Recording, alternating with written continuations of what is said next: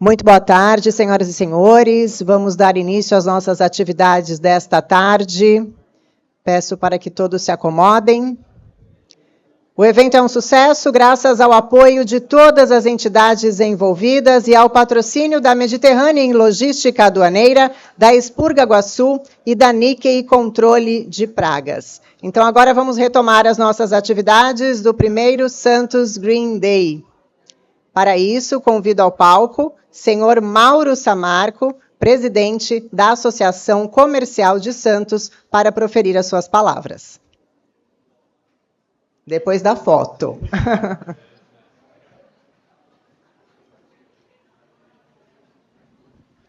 Boa tarde.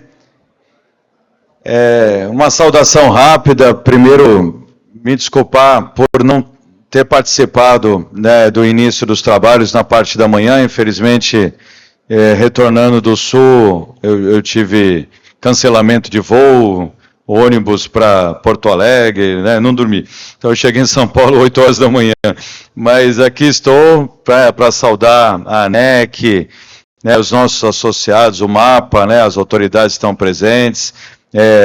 João Almeida vai nos proferir agora uma apresentação importante, né, dos trabalhos da FIPS que tem investido muito aqui no desenvolvimento do nosso porto, fundamental, né, para a gente avançar nos desafios da logística, mas é mais deixar aqui uma mensagem da Associação Comercial de Santos, o trabalho que a gente tem feito. O Pedro é um dos grandes líderes aqui na casa, junto com o Eduardo Lopes. Fizemos eventos do algodão, fizemos o açúcar, né? Temos o nosso grande evento do café, o Seminário Internacional renomado, e a gente faz um trabalho importante de conectar, né, todos os stakeholders que atuam aqui na exportação e importação de cargas no Porto de Santos. Temos, como todos sabem, enormes desafios de infraestrutura no nosso país. E aí a gente acredita que, trabalhando junto, a gente pode encontrar maneiras de mitigar, né, os desafios, para que, quando as obras estejam prontas, né, a gente possa, então, aí, atingir todo o volume de exportação, de movimentação da produção brasileira, que não para de crescer, né? Então, a carga está vindo e a gente precisa evoluir muito, mas a associação está à disposição, né, a ANEC, para todos, contem com a gente, primeiro de muitos eventos que faremos, com certeza, até pelo sucesso que foi com a lista aqui de convidados, né, lotou rapidamente. O nosso auditório já acho que está ficando pequeno, né? A gente vai fazer ainda maior da próxima vez. Obrigado e bom trabalho a todos. Obrigada, Mauro Samarco. Convido a todos que participem da nossa pesquisa de satisfação. É só aproximar o celular do QR Code que está no telão e participar da nossa pesquisa de satisfação. Lembro também que estamos ao vivo pelo canal no YouTube, o canal da Associação Comercial de Santos. E agora sim, vamos iniciar o painel As Ferrovias na Logística da Exportação de Grãos. Para isso, convido ao palco o senhor João Almeida, CEO da FIPS, Ferrovia Interna do Porto de Santos.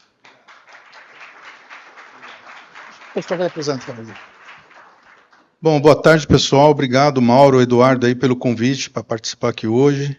Gostaria de cumprimentar todos aqui através do nosso querido Sérgio Mendes, da ANEC.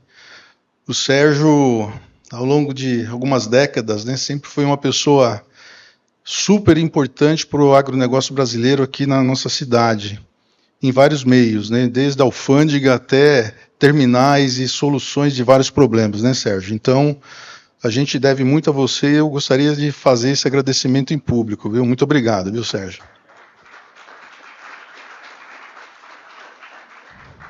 Bom, eu gostaria de chamar aqui o Rafael Hipólito, que é o nosso diretor administrativo financeiro lá da FIPS, e o Edson Citelli, que é o nosso diretor de operações. O Edson e o Citelli e o Hipólito, eles vão fazer as apresentações aqui do que é a FIPS, mais detalhado, né?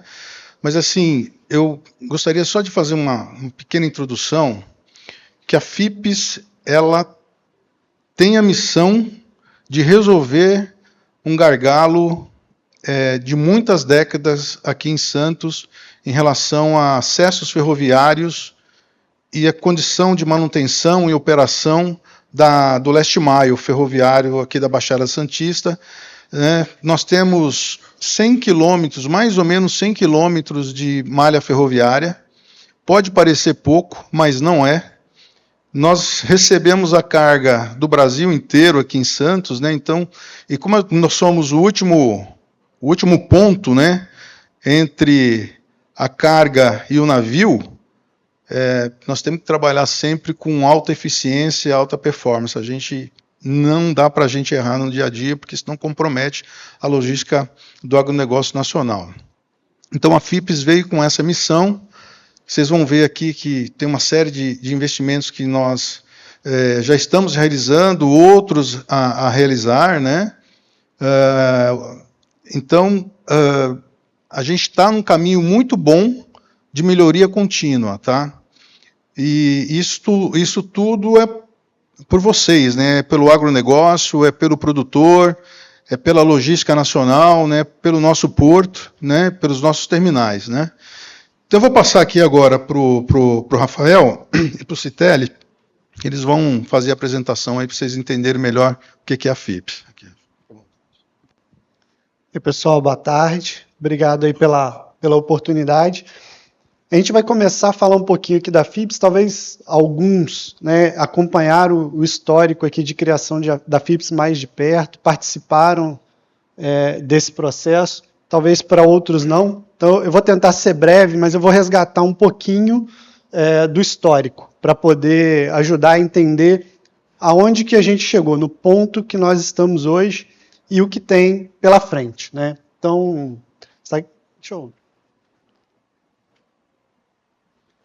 Então, avançando, né, falando um pouquinho aqui de quem é a FIPS, a gente tem uma história aí de construção desse projeto da FIPS, que foi um projeto construído a muitas mãos. Aqui está só o processo formal para exemplificar para vocês todos os atos formais que a gente teve que ter, lá começando em 2020 com uma consulta pública, onde a comunidade de Santos, a comunidade portuária, deu muitos insumos para que fosse criada uma nova modelagem para operar essa ferrovia interna do Porto de Santos, que ela já vinha sendo operada desde a década de 90, mas num contrato que talvez não refletia a necessidade atual do porto e futura, então ele precisava ser modernizado, e foi-se criado um modelo inovador, um modelo que não existia até então referências aqui no Brasil. E a gente percorreu, né, foi praticamente aí 2 anos e meio de construção, até que no dia 1º de outubro de 2023, a FIPS efetivamente entrou em operação, né, sendo ela responsável por garantir toda a gestão, manutenção e expansão da malha ferroviária. Mas como que essa modelagem foi construída, né? A gente teve 5 princípios que foram fruto dessa consulta pública, fruto dessa discussão com todos os stakeholders, que tinha que estar presente na modelagem da FIPS. Né? É uma modelagem muito robusta, né? O nosso contrato ele é bem robusto, que trazia o seguinte: uma primeira premissa, tinha que ser uma gestão cooperativa. O que significa isso? A gente tem, obviamente, vários players chegando aqui no Porto de Santos. Em algum momento, na área de captação de carga, por exemplo, até podem concorrer, mas em Santos todos precisam cooperar, porque o resultado tem que ser o resultado do sistema portuário, e não o resultado individual de cada player. Então isso foi uma premissa muito importante. Então quando a gente coopera, a gente ganhava também, foi uma contrapartida muito interessante nas discussões com o governo, autogestão operacional. A gente ganha autonomia. Se a gente cooperar, a gente pode ter autonomia para trabalhar sem tanta interferência externa. Um ponto importante também que surgiu muito, tinha que ser um modelo que não onerasse a cadeia logística. Como o João comentou, a gente é o last mile da cadeia. Então, tem que ser um modelo com o menor custo possível. Então, a premissa dessa modelagem é que a gente arrumasse uma estrutura onde só fosse cobrado da cadeia logística o custo necessário para fazer operar. Então, a FIPS não trabalha com a função de gerar lucro. Ela trabalha com a função de gerar resultado operacional, eficiência e menor custo. Então, a gente se organizou como uma entidade sem fins lucrativos, justamente para não onerar a cadeia e fazer o rateio de todos os custos necessários dessa operação para os usuários, né, as ferrovias que utilizam. Outra coisa importantíssima que tinha que ter nessa modelagem no contrato. A gente estava vendo uma expansão gigante do setor ferroviário, do agronegócio, da infraestrutura, em contratos mais modernos, que traziam investimentos obrigatórios.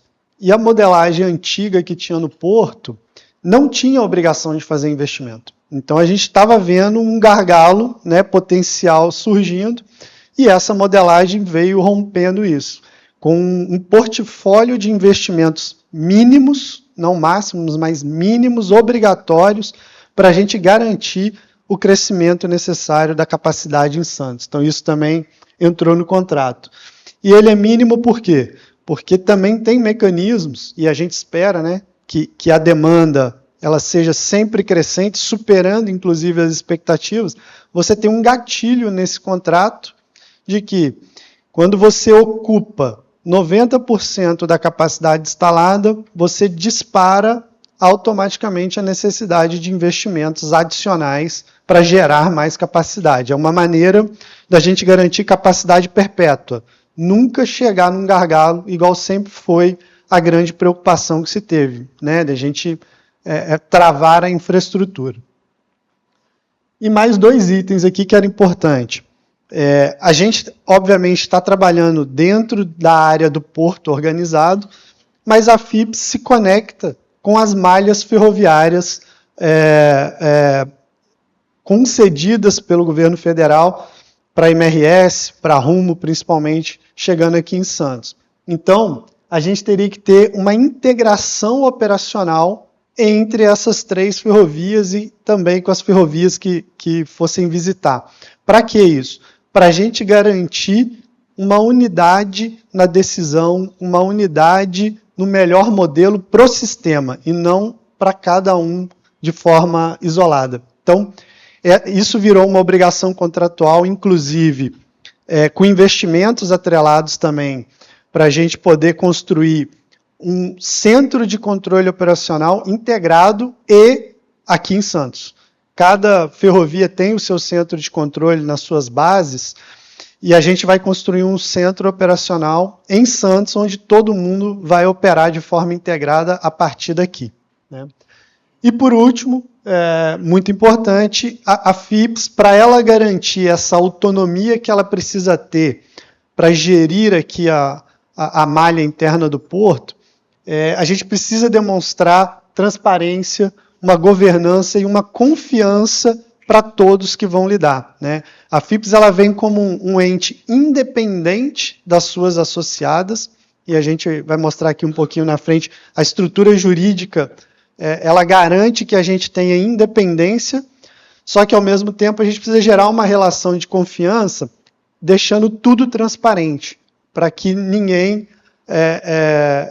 se sinta não isonômico, né, com um tratamento não isonômico. Então, esse é um modelo. E, óbvio, aí a gente amarra uma governança pesada com conselho de administração, temos conselho fiscal, temos uma diretoria que é estatutária, tem toda uma política de transações com partes relacionadas, a gente tem uma política de rateio muito rígida, de como isso vai funcionar, tudo construído previamente até da assinatura do contrato, para a gente garantir que realmente esse sistema opere em eficiência. E aí, aqui só dando uma visão, vou começar aqui pelo mapa.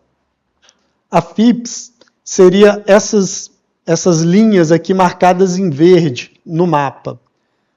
A MRS, que é a famosa ferradura, é a parte amarela, que dá o acesso aqui para a FIPS, e a Rumo tem a sua malha chegando ali por Cubatão, naquele trecho azul. Então, quando o João comentou que nesse trechinho verde, que se a gente for olhar em termos de extensão geográfica, que a gente está falando nas duas margens, 7 a 8 quilômetros em linha reta, a gente tem 100 quilômetros de ferrovia dentro desse porto. É uma densidade ferroviária muito grande. A gente tem 100 quilômetros de ferrovia com 200 aparelhos de mudança de via. Ou seja, a quantidade de bifurcação e de ramificação que a gente tem dentro do porto traz a complexidade que é operar esse sistema, né? Ele é eu poderia me arriscar a dizer aqui, um dos sistemas ferroviários mais complexos do mundo para ser operado. E aí o Citelli vai falar um pouquinho mais à frente aqui, tentar exemplificar para vocês o quão complexo é essa operação. Então, por isso, exigia uma estrutura própria, exigia uma organização diferente para dar eficiência, né? A gente quer aumentar muito a capacidade, só vai conseguir fazer isso com eficiência. E ali, mais à direita, como que está hoje a atual composição da FIPS. Tá? Cada uma das 3 ferrovias ali, Rumo, MRS, VLI, elas participam da associação fazendo o rateio dos custos e também fazendo aportes para os investimentos que a gente precisa fazer. E aquele percentual que está ali é o percentual na qual cada uma participa com esses aportes e com o rateio de custo. E isso é um percentual que ele pode variar ao longo do tempo. Por quê? A associação, a FIPS, né, ela é constituída no formato de associação e ela é uma associação aberta. À medida em que existirem novos players no mercado que acessem Santos por ferrovia, tem algum critério, obviamente, eles têm que ser habilitados pela NTT, eles podem fazer parte da associação e também entrar nesse rateio, nesse aporte. Então, é uma associação aberta. Atualmente é essa a composição e ela está muito baseada no volume que cada uma das ferrovias traz aqui para Santos. E isso também, ao longo do tempo, pode mudar esse percentual de volume. Então, tomando isso como base, a gente tem um conselho de administração bem robusto, são 7 membros hoje do conselho de administração, onde 5 membros são indicados pelas associadas investidoras, que são as 3 hoje, e a gente tem também, por estatuto, por obrigação, 2 conselheiros independentes contratados, justamente para ajudar a melhorar essa governança. E aí, a gente chega nesse slide aqui, que eu acho que ele é um slide importante. A gente explicou um pouquinho da história, de como é que a gente chegou na FIPS, porquê, quais foram os pilares. Mas e agora, olhando para frente, né? O que a FIPS quer? Qual que é a mensagem, o recado, a nossa essência? O desenho talvez ficou um pouco claro aqui, mas a gente fez um trabalho grande aí nesse 1 ano e meio que a gente tem de operação para construir a nossa identidade, né? E também passar para a comunidade essa identidade. E a gente tentou traduzir, representar nisso daqui que a gente chamou que é a essência da FIPS. O desenho, eu vou explicar um pouquinho aqui, está meio apagadinho, mas ele representa justamente a ferrovia e o porto, né? Terminal, navio e ferrovia. E tem um simbolismo aqui em tudo que a gente preparou. A gente começa um pouquinho pelas nossas crenças, né? O que são essas crenças? Por que ela está representada ali no vagão? Porque é o que a gente carrega, né? É aquilo que a gente traz quando a gente veio construir a FIPS. Então, a gente de verdade acredita que o transporte ferroviário é uma alavanca importante para o crescimento sustentável aqui do Porto de Santos. A gente também acredita que a FIPS é um ativo público estratégico e deve atender todos os usuários com isonomia e com independência. é uma crença nossa. E, por último, a gente acredita que os bons resultados sempre são alcançados por pessoas, né? As pessoas são o principal ativo de qualquer organização. Então, isso está ali no vagão porque realmente a gente carrega isso, a gente trouxe isso para a construção da FIPS. E ali na locomotiva, né, que é o nosso propósito, que é o que nos dá tração, é o que nos movimenta, a gente trouxe uma frase importante para mostrar para que a gente está aqui, né? Com excelência na gestão da malha ferroviária do Porto de Santos, a gente tem certeza que a gente agrega valor à cadeia logística brasileira. Então, esse é o nosso propósito, é agregar valor na cadeia logística por meio de uma gestão eficiente dessa ferrovia. E ali, quando a gente coloca a aspiração, né, a representação do terminal, do navio, é aonde a gente quer chegar, né? A nossa aspiração é, cara, eu estou aqui onde eu quero chegar. A gente quer se tornar um caso de sucesso nesse modelo de autogestão aqui no Brasil. Símbolo de uma parceria estratégica do setor, unindo aí grandes stakeholders, para desenvolver as melhores práticas de governança, gestão e planejamento. Isso é fundamental. A gente precisa ser benchmark. O tanto que a gente tem que crescer e tudo que a gente precisa fazer aqui, a FIPS precisa ser benchmark. Então, é ali que a gente quer chegar, é lá que está a nossa aspiração. E como é que a gente faz isso? O que nos sustenta? Né? Está representado aqui na via permanente, tá? É por onde a gente caminha.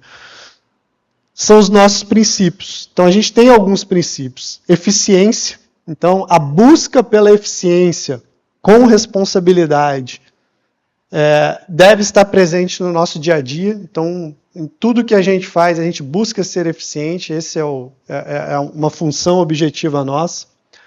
Pessoas engajadas em um ambiente de trabalho saudável é o alicerce para a gente construir bons resultados. Então, nós vamos cuidar das pessoas, nós cuidamos bem das pessoas.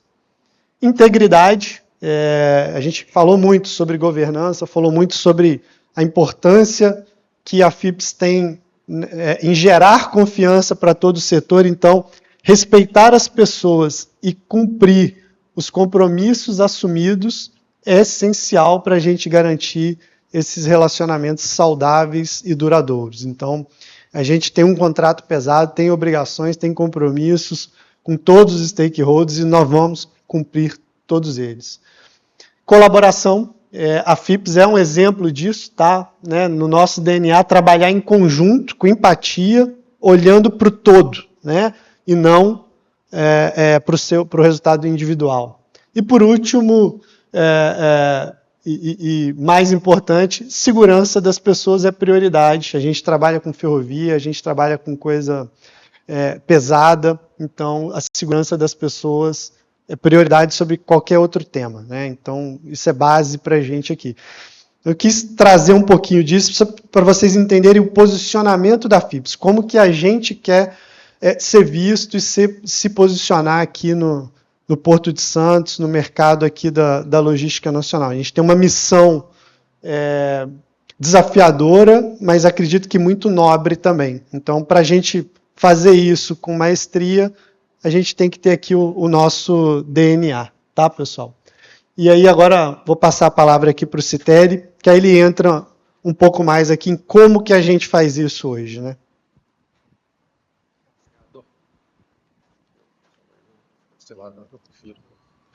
Bom, boa tarde a todos. Pegando o gancho do Rafa aqui, a gente tem uma gestão na FIPS dedicada ao Porto de Santos agora, né? Então, toda a parte de operação, planejamento, manutenção e obras, ela também está com a gente, e o administrativo com o Rafael. Então, aqui a gente vai mostrar um pouco do caminho do nosso negócio. Então, o modal ferroviário. Qual que é a área da abrangência, né, do agro nesse negócio? Então, a gente vê lá que Mato Grosso, Goiás, Mato Grosso do Sul, São Paulo, Minas Gerais, de onde vem todo esse volume, né, como foi falado, para o Porto de Santos. Então, é daqui que eu falo que começa todo o nosso sistema. Acho que usando o jargão de futebol, o pontapé inicial começa daqui, né? Então, tudo que a gente fizer é começando lá e para a gente atender os navios aqui em Santos. E aí a ideia aqui, a gente vai passar um caminho desse modal ferroviário que é até aqui no porto, e aí a gente entra mais no detalhe da FIPS. Então, a gente vê lá que a gente tem no verde a rumo Malha Norte, Rondonópolis até Aparecida do Taboado, a malha central lá do Tocantins, aí na malha paulista, o azul mais claro, a gente vê ali que é de Rubinéia até Perequê, que é aqui na Baixada. Aqui entra a VLI, que vem da região lá de Minas Gerais. Aqui na Baixada, como foi falado, a ferradura, que o Rafael mostrou ali, a gente tem o trecho MRS, e acessando aqui a malha da FIPS. Então aqui a gente vai passar os investimentos que a gente tem, tanto lá do Mato Grosso, até aqui na Baixada, pelas associadas, pelas concessionárias, e a gente fala também aqui depois, de novo, como eu falei, mais detalhado da FIPS. Então, o que tem lá de investimentos na rumo Malha Norte? Rumo Malha Norte, hoje, a operação dela, como eu falei, né, ela está aqui de Aparecida do Taboado até Rondonópolis, e tem toda a extensão aqui de 743 quilômetros, chegando a Lucas. Essa extensão, esse trecho aqui é um trecho novo, né, ele começa a sua operação ali em 99, é um trecho de alta velocidade, ele faz a 80 por hora, é o mesmo conceito que vai ser ampliado aqui. Quando a gente fala em linhas singelas, né, o que é uma linha singela? É onde só passa um trem, e quando a gente fala aqui em pátios a cada 25 quilômetros, é para possibilitar o cruzamento dessas composições, né, o que está vindo para exportação com o que está subindo para buscar mais carga. São 22 pontes, construção de 22 pontes, 21 viadutos e 5 passagens inferiores. E cortando lá 16 municípios na região ali de Mato Grosso. Quando a gente fala nessa extensão, hoje a Malha Norte aqui ela tem 750 quilômetros. Então, nós estamos falando que vai ser construído outra Malha Norte. É um projeto que ele vai ser concluído em 2032, é a previsão inicial, mas já em 2027 já tem o primeiro terminal operando com carga vindo para o Porto de Santos. Então a gente já tem primeiro sinal de alerta aqui, né? A FIPS tem que estar preparada para começar a receber essa carga que vem daquele trecho novo.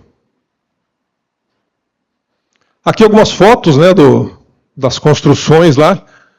Rio Verde, a superestrutura aqui do trecho do quilômetro 5, mais aqui no quilômetro 26.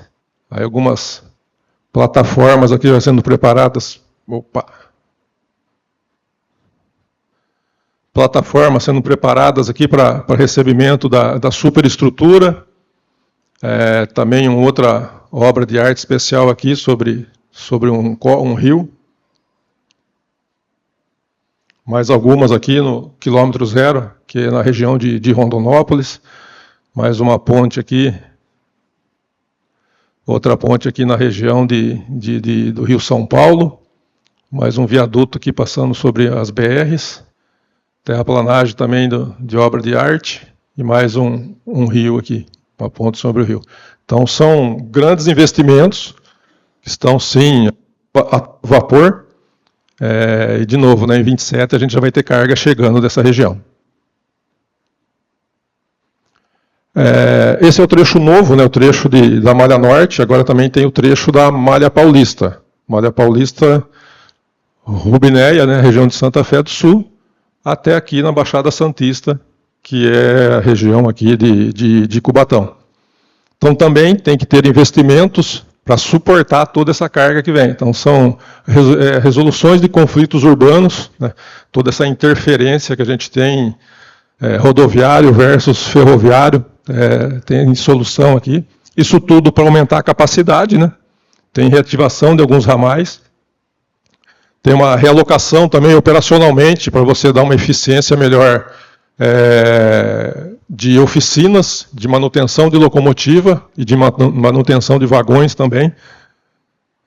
E também aqui localizada em 40 municípios, aqui todas as obras. Então aqui nós estamos falando de Rubinéia até na região da Baixada, são aproximadamente aí 950 quilômetros, cortando o estado de São Paulo por toda essa região.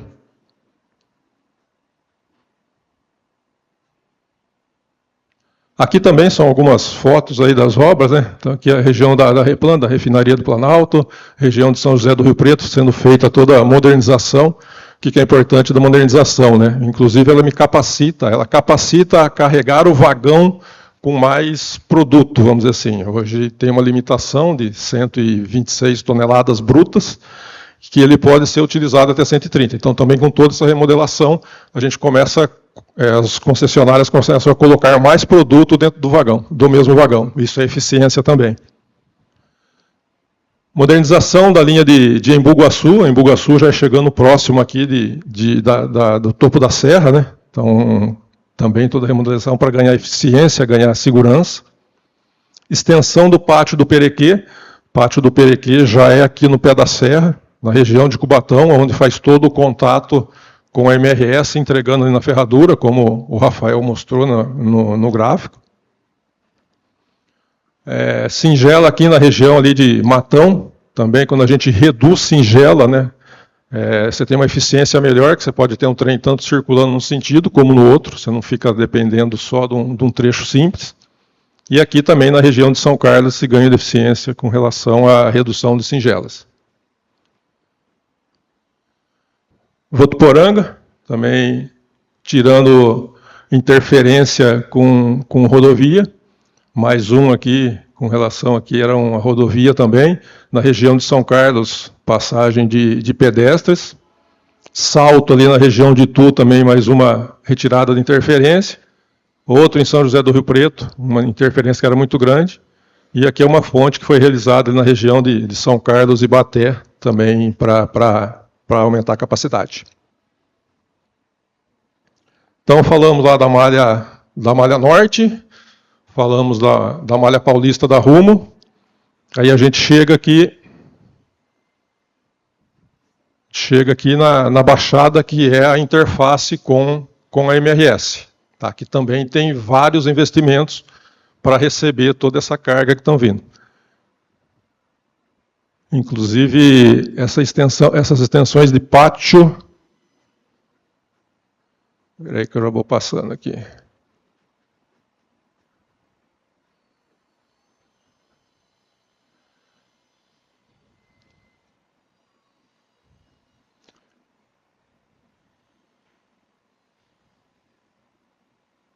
Aqui. Então, chegando no Perequê, né, aqui começa a ferradura, margem direita. O Santos, né, ele tem duas margens, margem direita, que é Santos, e a margem esquerda, que é o Guarujá. Aqui a gente tem a descida da serra pela simples aderência, que é a Serra Rumo, e aqui tem a Cremaleira, que é a descida da serra via MRS. Então, ampliação de pátio, remodelação também aqui na MRS. Então, tem um pátio de Santos aqui na margem direita, que ele foi feito uma primeira fase, né, já em 2023, agora tem uma segunda fase de ampliação. Essa primeira fase possibilitou um grande ganho de capacidade de aproximação dos trens e trens mais longos para chegar no porto. Todo o pátio aqui de margem esquerda também, Areais, os pátios da região da Serra, também da Cremaleira, também estão sendo ampliados. Mais pátios de cruzamento. Hoje a gente na margem esquerda, principalmente, os pátios são um pouco mais distantes, mesmo sendo um trecho ali que dá 25 quilômetros, mas a gente precisa, pela densidade de tráfego, ter cruzamentos mais próximos e cruzamentos de 2.400 metros, que é o trem tipo que chega aqui no Porto de Santos. Então também é o pátio do Quilombo, pátio de Jurubatuba, o pátio da Prainha, que também é aqui na chegada de Conceição, lá no Guarujá. Então, estamos falando aqui toda a ampliação de pátio também aqui na Baixada para possibilidade de recebimentos. Também tem a modernização de sinalização. A sinalização ela é extremamente importante, né, para a gente ganhar eficiência, isso é tecnologia. até aproximação e para você ter uma velocidade maior do trem, inclusive com segurança. E toda também aqui na Cremalheira tem uma subestação que está sendo modernizada. Também tem um complexo de oficina para possibilitar uma segunda fase aqui de ampliação do pátio do Valongo MRS. Tem toda uma estrutura de oficina que ela migra para essa região de areais aqui. Isso aqui está em projeto, inclusive, sendo discutido já. Tem as vedações aqui, como a gente fala, né, essa interferência ferrovia-porto, ferrovia-comunidade. A gente tem projetos para manter tudo segregado, até para segurança operacional. Então, aqui é a vedação lá de Santos e Guarujá, o viaduto aqui em Cubatão também, e a drenagem da obra de Santos aqui na chegada. Então, resumindo, todo o corredor inteiro ele está sendo capacitado para o aumento de volume que está vindo, o aumento dos trens e aumento, inclusive, da capacidade dos vagões. Aqui também algumas fotos, né?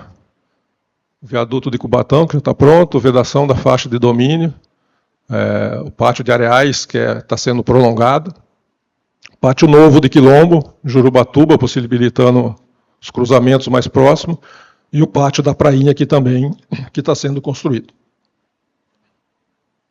Remodelação de via, toda a modernização, né? Equipamentos fazendo essa modernização. O pátio de Santos integrado, que é aquele que a gente já teve ele em 23. Aqui garante isso o acesso, né, dos trens de 135 vagões, 2.400 metros para a margem esquerda. A margem direita hoje ela já é duplicada, então ela já tem capacidade para receber esses trens, e com essa ampliação que foi feita do pátio do Valongo lá em 2023, também a gente já consegue receber esses trens. E algo que foi falado aqui, acho que toda essa integração aqui, essa programação integrada das associadas da FIPS e mais a FIPS junto ali, isso aqui traz um ganho muito, muito grande para o sistema que a gente falou, né? Isso aqui é um sistema, não adianta só alguém achar que o trem 1 é bom em detrimento ao trem 2, que não faz sentido nenhum. A gente até vai mostrar um pouco mais à frente aqui como é que se faz a fila de chegada dos trens, mas, de novo, isso aqui, esse planejamento foi um ganho muito grande, e algo que é só processo, não é nem investimento, mas é realmente a gente ter uma eficiência melhor na chegada aqui dos trens para o porto. Aqui a gente entra na FIPS. Então, falamos da malha paulista, falamos da ferradura, como o Rafael mostrou ali, a gente tem a FIPS aqui no verdinho. Primeiro são os nossos investimentos. A gente tem um investimento aqui que é o Boulevard do Parque Valongo, inclusive um dos acessos deles está bem próximo aqui, a gente está quase em fase de entrega desse Boulevard. Isso aqui de novo, para não ter uma nova interferência, né, ferrovia e pessoas, então já foi pensado isso aqui, foi feito. Passarela do ciclista é uma passarela que ela está em fase de engenharia, tem mais um viaduto do Canal 4 aqui que ele está sendo em negociação também, barra engenharia. Essas duas passarelas idem, aqui até inclusive tem uma interferência ali com o futuro túnel de Santos, túnel Santos-Guarujá.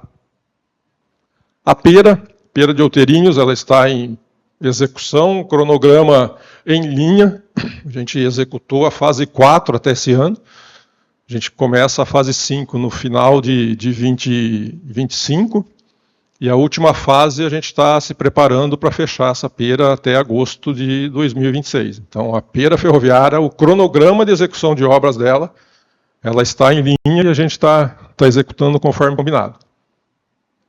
Aí tem mais uma obra aqui, que é o viaduto de acesso dos fertilizantes, que fica ali na região da pera também. As duas passarelas, passarela do Canal do Mercado, essa é uma passarela que, além de hoje, a gente já tem um grande número de pessoas que passam naquela região, e com a execução da pera, a gente vai ficar realmente com os trens passando por ali mais frequentemente, então é mais um que a gente tira interferência. Passarela da Santa, a mesma coisa, que é ali na região do Concais, no terminal de passageiro. Então, a gente tem um volume grande, não só na época de passageiro, mas também na época de passageiro. Durante não período de passageiro, a gente tem muitas pessoas que trabalham no porto e acessam por aquela região. Isolamento de faixa de domínio, a gente também tem uma obrigação ali de fechar na margem esquerda, lá em mais uma parte que ainda falta. Revitalização de via, né, como a gente viu nos trechos das ferrovias, né, das associadas, eles fazem modernização e a gente aqui dentro do porto também tem que executar. Como o Rafael falou, a gente tem 110 quilômetros de via dentro desse porto, não é pouco. Então a gente tem que, é um plurianual, ele vai até 2029 inclusive, fora toda a manutenção que a gente faz, a gente tem esse plano para fazer a revitalização e capacitar ela. CTC, que é o controle de tráfego centralizado, isso aqui é tecnologia dentro do porto. Grande parte, hoje a gente tem 24 AMVs, né, aparelho de mudança de via, que é quando eu quero colocar o trem de um lado ou colocar o trem do outro, ele é sinalizado como um sinal de trânsito. A gente tem 24 chaves e isso a gente tem que ampliar também mais dentro do porto. As demais chaves são operadas por uma pessoa que vai lá e opera. Então, tanto em eficiência como em segurança a gente ganha com essa tecnologia. Aqui só exemplificando, essa primeira parte a gente fez ela em 2018. O trecho a gente demorava 30 minutos para circular com o trem, a gente faz hoje em 17 minutos, e com muito mais segurança. Remodelação do pátio de Conceiçãozinha. Esse aqui é uma obra que ela está, inclusive, junto com uma obra de 2 terminais lá de Conceição. Então, a gente faz uma primeira parte, que é a extensão de 3 linhas, faz uma mudança da estação, para possibilitar, inclusive, a gente tem também piras lá no pátio de Conceição, nos 2 terminais. Acesso ao terminal ferroviário de La Barnabé. Isso aqui é algo que tá em discussão, isso aqui é algo que tem que ser com demanda, tá? Então tem toda uma negociação, as associadas que vão ter que informar quando elas vão ter essa demanda para uma futura obra. E o pátio da celulose, que a gente concluiu ele em janeiro, o pátio da celulose, já na região do Macuco, é o cluster de celulose que atende ali os 3 terminais. Além disso, existem mais 2 obras grandes aqui, que é uma obra da COFCO, acho que todo mundo vê ali no porto, uma obra grande do particular, né? E quando eu falei aqui do acesso, do remodelação do pátio ferroviário, ela está muito ligada a essa pera do TEG-TEAG também, já foi feita uma parte, a gente conclui ela até setembro também, deixando pera, isso tem uma questão do viaduto que o terminal tem que realizar. Aqui também são fotos, né, do que a gente está executando. Primeira fase aqui da nossa pera, a gente refez todo esse viaduto aqui, porque ela tem que passar 3 linhas. Segunda fase da pera, saída de vazios também já está executada. Terceira idem, na entrada do carregado, então já está pronta. A quarta fase aqui a gente está executando na área dos terminais. Aqui em Guarujá, a gente realocou essa estação para possibilitar a extensão dessas linhas aqui e no futuro agora a gente fechar as 3 peras do TEG-TEAG. Pátio da celulose, como a gente falou, já está concluído, só falta os acabamentos. Revitalização de via na região da Copersucar, a gente também faz aqui todo o acesso. O Boulevard, né, que a gente está quase concluindo ele aqui também. As 2 passarelas da Santa e do Canal do Mercado, e aqui quando a gente estava fazendo as fundações. A passarela da Santa a gente já começou a colocar os apoios e começou a fazer as rampas de acesso.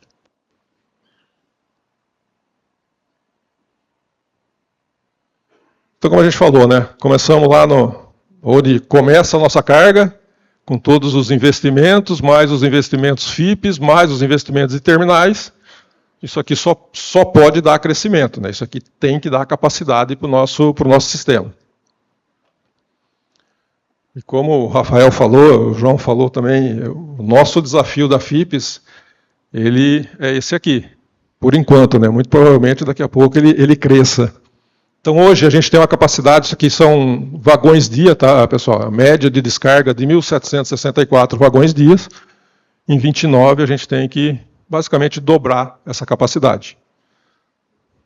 Tudo aquilo que a gente tem de obras para executar são os estruturais, vamos dizer assim, para suportar esse crescimento, mas não só eles suportam. A gente tem sim que ter uma eficiência operacional, como o Rafael falou, A gente buscar toda eficiência, porque só obra realmente a gente não consegue sustentar esse crescimento. Vamos falar um pouco agora de eficiência operacional. Esse é o nosso porto. Todos os terminais ali, margem direita. Terminais, margem esquerda. O nosso canal de entrada e saída aqui do porto. Esse negócio, como a gente falou, né? Origem lá no interior, e a gente trabalha no final da cadeia para o navio. Acho que não podemos ter dúvida disso. Então, o nosso sistema ele é isso aqui. Então, eu tenho a ferradura, eu tenho a margem esquerda, eu tenho a margem direita. Cada terminal com a sua diversidade de recebimento de produtos, né? Margem direita também é grão, é açúcar, é celulose. Então, isso aqui ele acaba fazendo um emaranhado nesse negócio. Só aqui, então, como a gente falou de novo, né? Começa lá na malha norte, vem passando os trens aqui. Hoje são trens, como eu falei ali atrás, trens de 135 vagões, 2.400 metros. Esse é o modelo maior que a gente tem. Tem alguns outros trens tipo de 80 vagões. Nessa região aqui, que é a região de Boa Vista, que a gente chama, é um entroncamento ali, onde também a VLI acessa, é onde a gente começa aquela gestão compartilhada das associadas mais FIPs, a gente começa a fazer a organização de chegada desses trens. Porque, como foi falado, a gente tem uma extensão de 7 km dentro de um porto, com 110 km de via, a gente não tem espaço para chegar um trem errado e esse trem chegar aqui e ficar parado. Então, essa eficiência de chegar, descarregar e ir embora, a gente começa a fazer esse desenho aqui. Então, vem os trens da Rumo, vem os trens da VLI, os trens da MRS circulando aqui também. A gente faz a primeira fila nessa região aqui, para a hora que chegar no porto, a gente já chegar, encostar e descarregar e retornar esse vagão. Isso é tão simples quanto isso aqui, né? Todo mundo chegando, todo mundo para algum monte de lugar para ir. Então tem toda essa organização que é esse planejamento, né? Que a gente faz, que a gente hoje muito mais integrado. A gente já teve um passado disso aqui que cada um olhava só o seu. Cada trem chegava num ponto de interface, tinha que parar lá o trem, ficar pedindo. Hoje não, a gente fala, pô, tem 3 interfaces, mas os trens não param. Esse trem já ele é transparente e ele vai acessando uma ferrovia passando pelo trecho de concessão da outra, bem transparente. Esse aqui foi o nosso resultado de 2024. Tá? Então, são os média mês que a gente fez de descarga vagão-dia. Nosso recorde foi 1.660 vagões em outubro. Alguns outros recordes que a gente fez aqui em outubro, a gente descarregou 51 mil vagões e 400. Né? Nosso recorde de dia foi 2.100 vagões movimentados, com a média de 1.660. Uma outra coisa que a gente tem feito bastante, que é a produtividade de terminais. Como eu falei, isso aqui é um sistema, né? Não adianta vir toda aquela carga lá de cima, rodar muito bem as ferrovias no trecho, a FIPS encostar bem e o terminal não operar. E vice-versa é a mesma coisa, né? Não adianta o terminal operar muito bem e alguém do sistema não operar. Então essa é uma parceria que a gente fez, a gente fala bastante com os terminais. A gente, ano passado, teve um recorde de 102 vagões em 1 hora, movimentados e descarregados. Isso aqui, qual que é a referência? A gente chama a referência de 90, 92 vagões em outros anos. Então isso aqui é giro do ativo, né? Isso aqui propicia muito ganhar esse tempo aqui do vagão aqui dentro, para a gente devolver. Um dos indicadores, grandes indicadores de eficiência da FIPS é esse, né? Além de receber os trens e descarregar. É receber o trem, descarregar e devolver para ele carregar de novo o mais rápido possível. Que é o que a gente fala que é o giro do ativo aqui dentro da FIPS. Só que o recorde do ano passado não sustenta os próximos anos, inclusive. Né? Então, 25, a gente já tem um desafio de crescimento de 15%. E a gente não tem dúvida que para chegar lá naquele 2029 dobrando, no mínimo, todo ano a gente vai precisar crescer de 10% a 15%. Isso o time da FIPS já tem isso no dever de casa. E aí, como a gente falou, isso aqui é um sistema, né? Não adianta falar que é a FIPS, que é todo mundo que faz. Então, aqui tem recordes de ano passado de associadas, recorde da FIPS, recorde da MRS, recorde de terminais.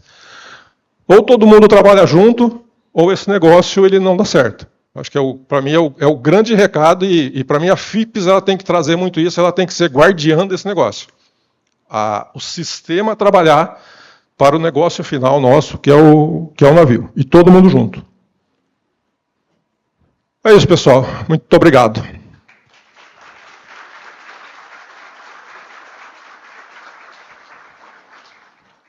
Bom, pessoal, aí foi um pouquinho do desafio que a gente tem pela frente, né? Eles são grandes, mas a gente está conseguindo executar. Tudo isso aqui que o Citélio e o Rafael falaram, né? Isso está demandando muito compartilhamento e aproximação com os players, né? Com os stakeholders, principalmente os terminais, a autoridade portuária e os órgãos reguladores, né? Então, além de balançar a nossa própria árvore, a gente está balançando a árvore dos terminais também. Porque agora a gente está conseguindo expor determinadas ineficiências que existiam, né? Tanto nos terminais quanto nas próprias concessionárias ferroviárias, né? Isso está sendo muito, muito produtivo, sabe? Então, os números estão ali, a gente espera que esses números melhorem ainda, porque existem muitas oportunidades, né? E como o Citélio falou agora há pouco, não se trata só de dinheiro, de investimento, se trata de você começar a implementar uma nova cultura, né? Um novo olhar, mudança de gestão de determinadas disciplinas que você tem no dia a dia que muitas vezes a gente não para repensar, né? Então a gente está com essa missão, vamos entregar, trabalhamos para vocês, esperamos aí conseguir atendê-los. Se alguém tiver alguma pergunta, a gente está aqui à disposição para responder. Que bom. Que bom, parece que está tudo em ordem, né? Legal, gente. Obrigado, viu? Agradeço o senhor João Almeida e também os outros integrantes da FIPS.